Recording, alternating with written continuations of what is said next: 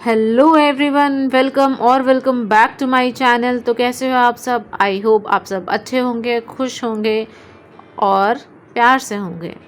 तो मैं यहाँ पर सुबह जल्दी उठ गई थी और ये डेकोरेशन देखो, ये मेरी सिस्टर ने मेरे लिए ऑर्डर किया। मुझे कुछ ज़्यादा उतना शौक़ नहीं है, मतलब मैं सिंपल एक टेबल और चेयर लेकर भी पढ़ सकती हूँ। तो आज मुझे पढ़नी थी मेडिएवल हिस्ट्री, तो उसके लिए मैं सतीश चंद्र जी की बुक लेकर यहाँ पर रेडी हो रखी थी पहले से ही। और कुछ एनसीईआरटीज़ हैं जो मुझे पढ़नी है, जैसे कि सोशल साइंस के India and the contemporary world part 2 और थीम्स इन वर्ल्ड हिस्ट्री जो क्लास 11 की एनसीईआरटी है। तो ये कुछ एनसीईआरटीज़ हैं इम्पॉर्टेंट जो कवर करनी ज़रूरी है। और जैसा कि आप देख रहे हो कि इंडियन कॉन्स्टिट्यूशन एट वर्क भी रखी है, तो ये भी मुझे साथ साथ रीड करनी है क्लास के साथ। यहाँ मैं खा रही थी गुजिया, जो कि आपने शॉर्ट्स में भी देखा होगा, काफ़ी टेस्टी बना था। और ये देखो इतना टेस्टी लग रहा था, ये मैं क्या ही बताऊँ। ये एक सिंपल सा क्रंच और मंच जैसा नाश्ता, हल्का फुल्का, काफ़ी अच्छा है खाने को, काफ़ी अच्छा लगता है खाने को। और बस मैं यहाँ पर सतीश चंद्र की बुक लेकर और जो भी मेरा अभी पढ़ने का रूटीन में ज़रूरत जो भी मटेरियल्स थे उसको कलेक्ट करके बस मैं बैठ रही थी नाश्ता करते हुए, क्योंकि भूख इतनी लग रही थी। और साथ ही साथ वाटर लेना भी बहुत ज़रूरी है, क्योंकि you should all stay hydrated when you start sit to study. तो बस यहाँ मैं बैठ जाती हूँ अपना फर्स्ट स्लॉट करने के। और आगे वीडियो में जो भी नए हैं वो चैनल को ज़रूर से सब्सक्राइब कर लें। अगर वीडियो अच्छी लगती है तो लाइक करें और शेयर भी करें। आप कैसे रूटीन फॉलो करते हो ये कमेंट करके मुझसे ज़रूर शेयर करना। और मुझे भी बहुत अच्छा लगता है ये जानकर कि आप सब कैसे रूटीन फॉलो कर रहे हो। तो अभी हम कुछ इम्पॉर्टेंट बातें करेंगे आगे, क्योंकि यही एक मौका है आपसे कन्वर्सेशन करने का। आप कमेंट्स में मुझसे बात कर सकते हो। तो मुझे बहुत टाइम नहीं मिलता है वैसे प्रिपरेशन के टाइम में किसी से जाकर बैठ के बात करने का। तो ये एक बहुत अच्छा मोमेंट है मेरे लिए कि मैं आप सब से बात कर पा रही हूँ या कर सकती हूँ, क्योंकि आप सब मुझे देख नहीं सकते, पर साथ ही साथ में ये देख सकते हो, मेरी बातें सुन सकते हो और कमेंट में जवाब दे सकते हो। तो यहाँ पर एक ब्रेक लेने के बाद मैं यहाँ पर ये खीर रखी थी रात की, तो ये ठंडी खीर काफ़ी टेस्टी लगती है। तो बस मैं यहाँ पे खाने को बैठ गई एक ब्रेक लेने के लिए। और मैंने कुछ ज़्यादा खाया नहीं था, बस ये गुजिया और ये खीर खाई थी। उसके बाद हम यहाँ बैठ जाते हैं अपना आगे का स्लॉट कंप्लीट करने। मैं जैसे कि मेडिएवल हिस्ट्री पढ़ रही थी, तो मेडिएवल हिस्ट्री में जो कुछ टर्म्स होते हैं वो काफ़ी इम्पॉर्टेंट होते हैं, और उनको पढ़ने का तरीका अगर आपको पता हो तो मेडिएवल हिस्ट्री भी काफ़ी इंटरेस्टिंग लगती है। क्योंकि मेडिएवल हिस्ट्री जो है, क्योंकि हिस्ट्री एक ऐसा सब्जेक्ट है जो पास्ट और मेडिएवल, जैसे कि हमारा एंशिएंट हुआ, हमारा मेडिएवल हुआ, और हमारा जो मॉडर्न है वो बिल्कुल कनेक्टेड है। और अपनी एक कंट्री की हिस्ट्री भी दूसरी कंट्री की हिस्ट्री से कहीं ना कहीं थोड़ी सिमिलैरिटीज़ और डिफरेंसेस भी रखती हैं। तो इनको स्टडी करना काफ़ी इंटरेस्टिंग लगता है। क्योंकि मेरा सब्जेक्ट ऑप्शनल भी है, तो फिर मैं यहाँ पे मेडिएवल हिस्ट्री कर रही थी, जिसमें मैं एक फ्लो चार्ट के थ्रू इसको पढ़ रही थी। अगर आप जानना चाहते हो मैं मेडिएवल हिस्ट्री कैसे पढ़ती हूँ, कैसे इंटरेस्ट आ सकता है इस पे, तो मैं उस पर एक सेपरेट वीडियो आपको बनाकर ज़रूर से दे सकती हूँ। तो आप कमेंट करके मुझे ज़रूर से बताना कि क्या मैं उसके लिए कोई सेपरेट वीडियो बनाऊँ या नहीं। क्योंकि अगर आप पसंद करोगे, आप लाइक करोगे, अगर आपकी डिमांड होगी, तो वीडियो भी उसी के अकॉर्डिंग ही आएगी। तो मेडिएवल हिस्ट्री में कुछ सबसे स्टार्टिंग वाला जो पार्ट है हमारा फ्यूडलिज्म का, तो फ्यूडलिज्म का ओरिजिन कैसे होता है, इमर्ज कैसे होता है फ्यूडलिज्म, वो जानना काफ़ी इम्पॉर्टेंट है। उसके बाद जो किंग है, जो हमारे वर्ण सिस्टम है, जो हमारे ब्राह्मण्स हैं, उनको कैसे लैंड ग्रांट की जाती है, कुछ इम्पॉर्टेंट टर्म्स जो कैसे कनेक्टेड है किंग से, जो कैसे कनेक्टेड हैं हमारे वर्ण सिस्टम से, क्योंकि इसी से मेडिएवल हिस्ट्री की स्टार्टिंग होती है। और ये काफ़ी इम्पॉर्टेंट है जानना भी। तो बस मैं यहाँ पर वो क्लासेस को कर रही थी, और तब तक आप वीडियो को आगे तक देखें और इन्जॉय करें, और कमेंट करके मुझे ज़रूर से बताना कि आपको मेरी बातें और ये मेरा कंटेंट कैसा लगता है।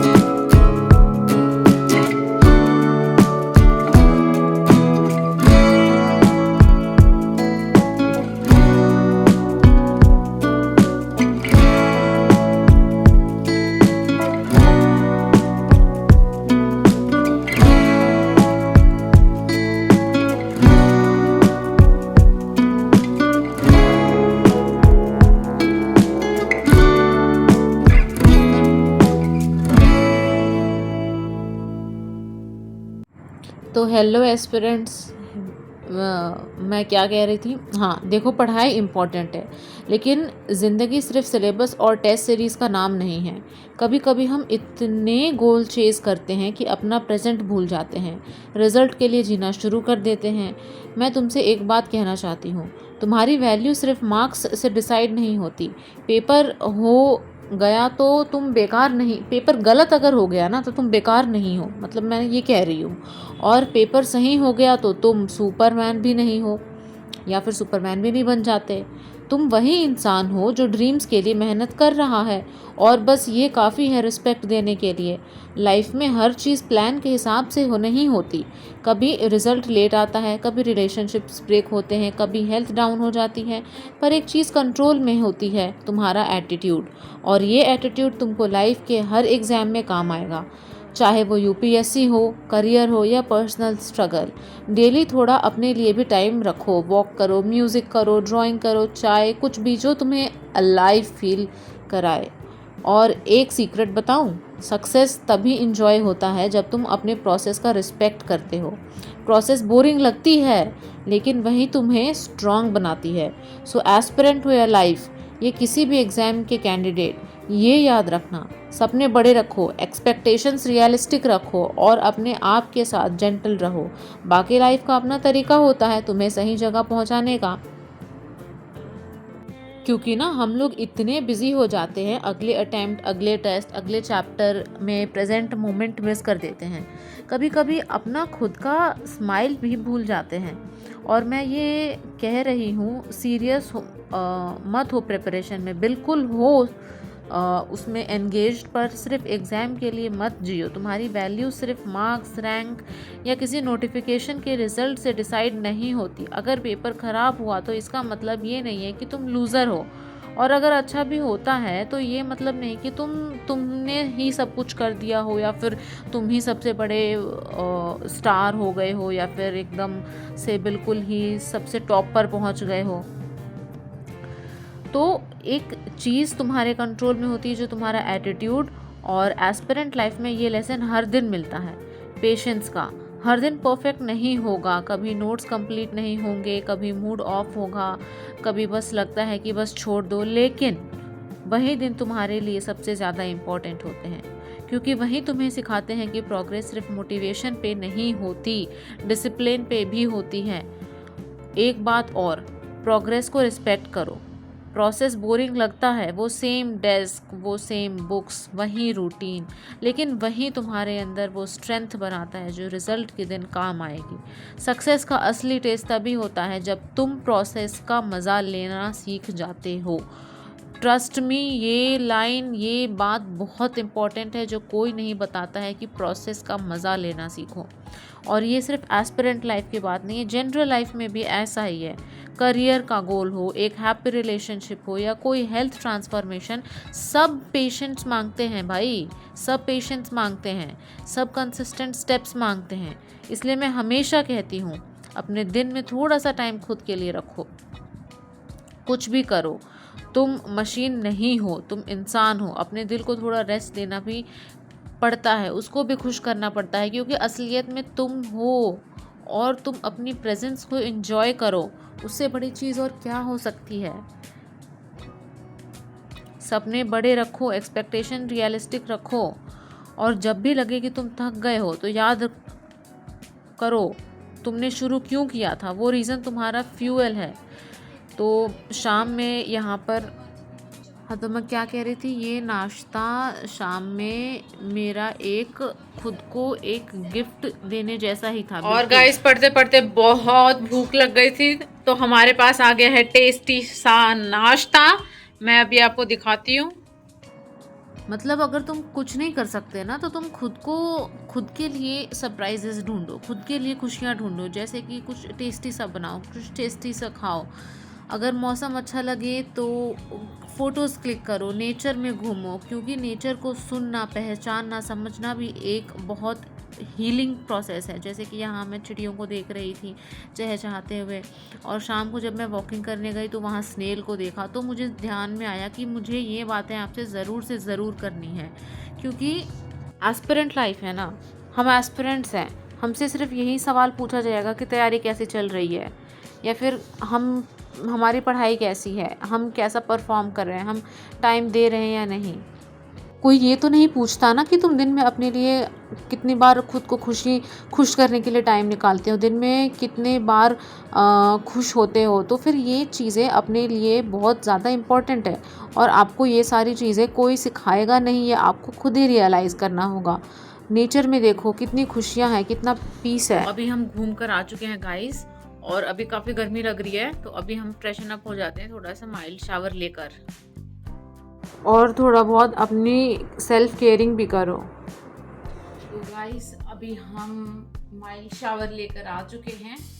अभी हम, अगर डिनर बन गया होगा तो हम डिनर कर लेंगे, वरना थोड़ी सी पढ़ाई का स्लॉट जो हमारे क्लास का रह रहा था उसको कंप्लीट करेंगे। तो बस एक छोटा सा ब्रेक और थोड़ी सी खुशी और सेल्फ केयर करने के बाद मैं यहाँ पर बैठ गई वापस पढ़ने को। एंड मैं यहाँ पर वापस से अपनी क्लास की बचा हुआ जो पोर्शन था, बची हुई कंटेंट थी, उसको कंटिन्यू कर रही थी, क्योंकि मैं नहीं चाह रही थी कि ये टॉपिक अगले दिन के लिए बचा रहे। क्योंकि अगर आप पाइल अप करते जाओगे ना आपको जो पढ़ना है, तो फिर वो लास्ट में पाइल अप होते होते वो खुद ही एक बहुत बड़ा कंटेंट बन जाएगा, फिर वो पूरा नहीं हो पाएगा। इसलिए आपका जो टारगेट है, आप रियलिस्टिक टारगेट्स रखो। हाँ, कभी कभी होता है कि आप हर चीज़ हर दिन पूरी नहीं कर पाओगे, और ज़रूरी नहीं है कि आप करो भी। तो अगर पर डे के हिसाब से अगर आप थोड़ी थोड़ी चीज़ें भी कर पा रहे हो, यानी कि आप अगर कुछ टारगेट्स मेंटेन कर पा रहे हो, तो वो काफ़ी है। तो इस व्लॉग के लिए बस इतना ही, मिलते हैं आपसे नेक्स्ट व्लॉग में।